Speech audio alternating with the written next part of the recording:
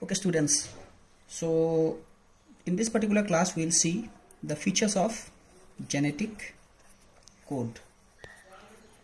Now genetic code is something that you have been studying since your plus 2 days.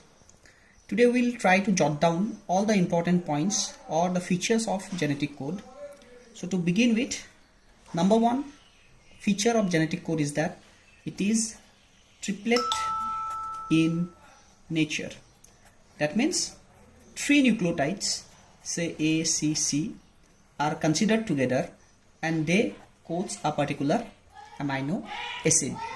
Now, little bit about the cracking of genetic code, we'll study that separately. We'll see the Nirenberg and Matthey experiment. We'll study how Horgamin Khorana came to the conclusion of the genetic code. But little bit about the finding of triplet code is that basically it was derived on a mathematical basis.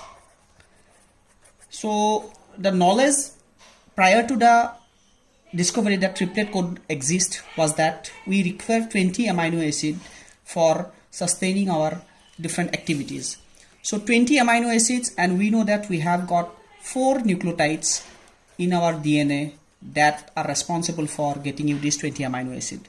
So if we take one nucleotide against one amino acid, that means this particular hypothesis will lead you to getting 4 amino acid. Subsequently, if we take 2 nucleotides together and try to fill up the whole 20 amino acid, try to get the codes for 20 amino acid, it can suffice 16 of the amino acid. So the next is 4 to the power 3, that is taking 3 nucleotides together, it can give you 64 probable amino acid. Now this is the number that will suffice our requirement of 20 amino acid. So thus, based on mathematical arguments, Crick and Brenner, they came up with the cracking of the genetic code. So this is point number 1, that which says genetic code is triplet in nature.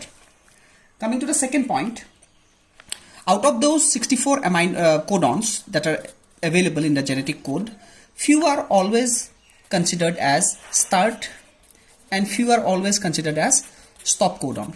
So to be very precise, we have got AUG that codes for methionine, which is always going to be the start codon in all the polypeptide that is derived out of the genetic code.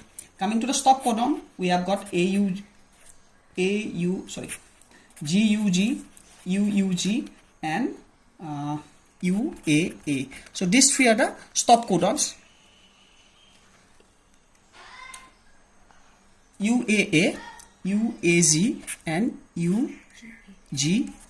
So these 3 are the stop codons that are going to act as the stop codon throughout the species, throughout all the species. So this becomes the third character of the genetic code, which says that one of the codon is always going to act as the start codon and 3 of the codons are always going to act as the stop codon. Coming to the third point, that is the genetic code is called as unambiguous. That means out of all the 64 codons that are possible, none of the codons will code 2 different amino acids. Say for example AUG codes for methionine. Now never in any of the species AUG codes for any other amino acid. That means AUG is always dedicated for methionine. So this becomes the third character of the genetic code. Now coming to the fourth point, that is the fourth character, which says that there is no punctuation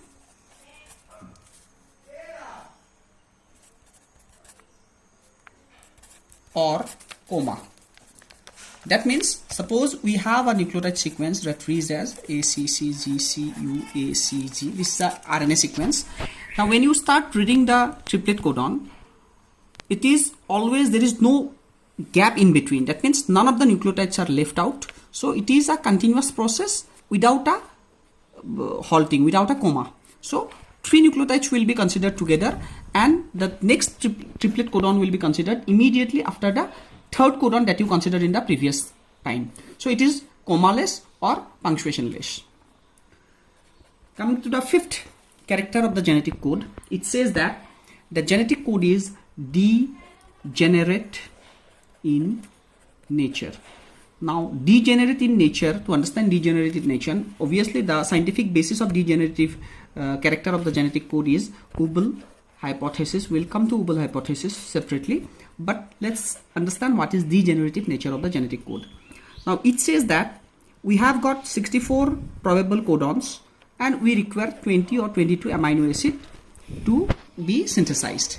Now obviously some of the codons out of these 64, 3 we can deduce because they do not code for any amino acid, they are considered as the stop codon, so it becomes 61. So 61 amino acids are responsible for coding 20 amino acid.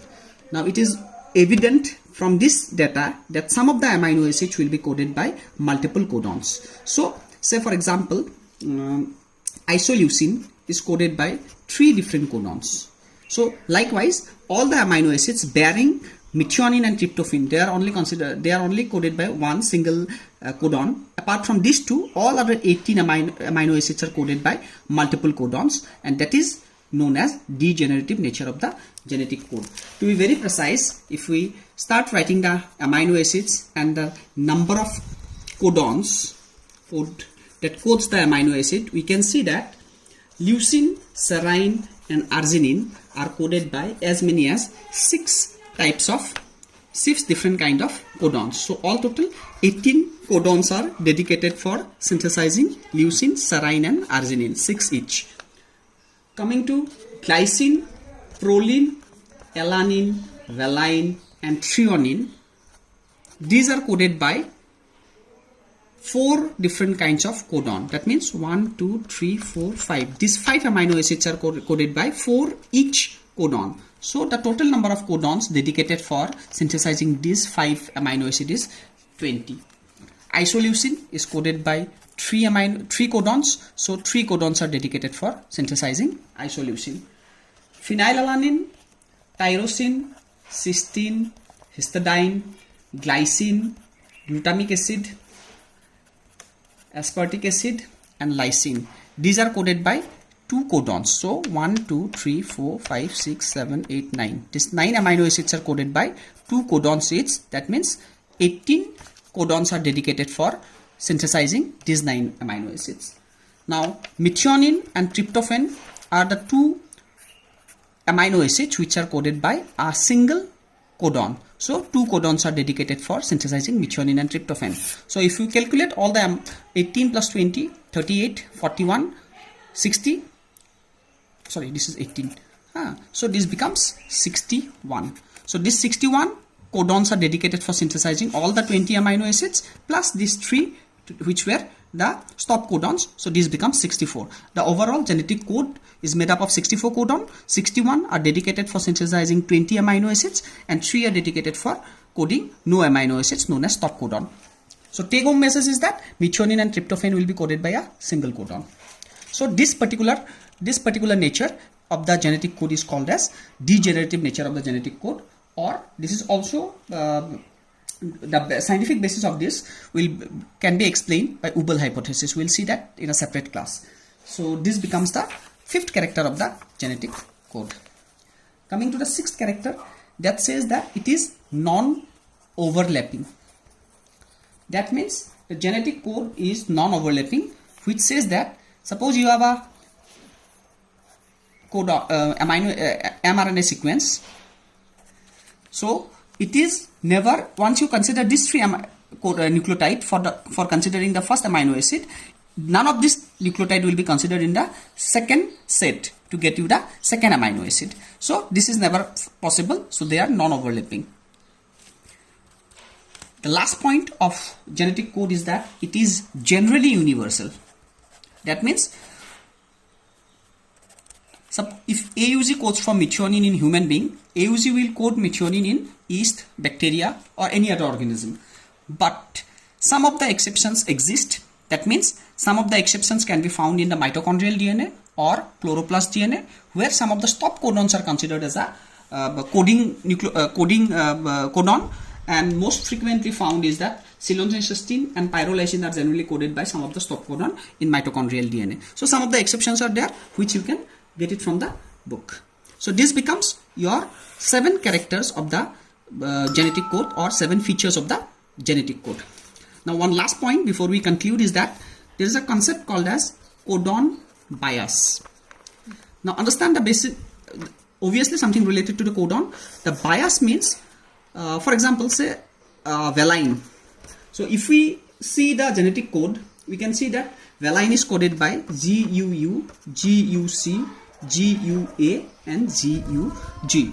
Now the concept is that in an mRNA, based on the requirement of the polypeptide, suppose you require a valine at this position. Suppose the triplet codon that refers to this amino acid is here.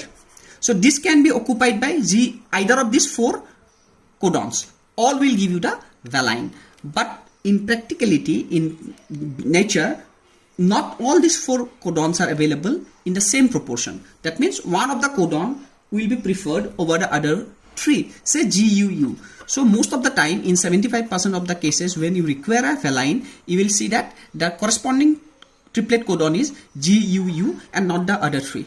So this selection of one codon over the other codons that codes the same amino acid is called as codon bias. So this is something that you need to remember. So in the next class, we will see Ubel hypothesis, then followed by the actual process of protein synthesis. Also, in another dedicated class, we will see the cracking of genetic code. Basically, we will study the experiments of Mattei and Nirenberg and also Harkavin Khorana.